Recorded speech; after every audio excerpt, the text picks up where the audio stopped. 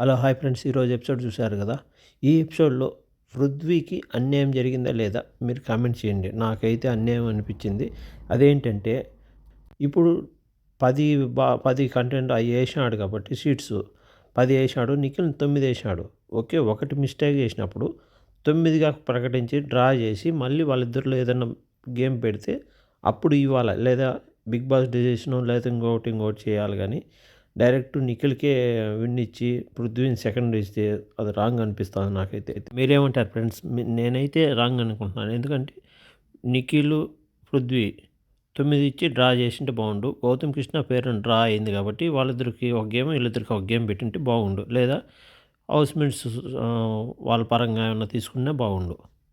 పృథ్వీ తప్పు చేశాడని డైరెక్ట్ నిఖిల్కి ఇచ్చితే అది బాగోలేదు నా పరంగా అయితే. సెకండ్ గేమ్ మాత్రము నిఖిలే ట్రై బాగా చేశాడు, ఫాస్ట్గా ఆడినాడు, ఫాస్ట్గా చేసినాడు.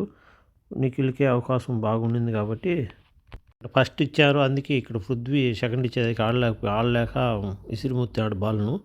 అయినా నిఖిల్ మాత్రము సైలెంట్గా ఆడి ఫాస్ట్గా ఆడి గెలిచాడు. వేర్నాకు మాత్రం బ్లాక్ స్టార్ ఇయటం అనేది ఆలోచించి వాళ్ళిద్దరూ టై అయినారు కాబట్టి వాళ్ళిద్దరికి మళ్ళీ హౌస్మేట్స్ ఒపీనియన్ ప్రకారము ఓట్లైనా వేసి అట్లనే చేసింటే బాగుండు. ప్లీజ్ మీరేమనుకుంటున్నారో కామెంట్ చేయండి, లైక్ చేయండి, సబ్స్క్రైబ్ చేయండి.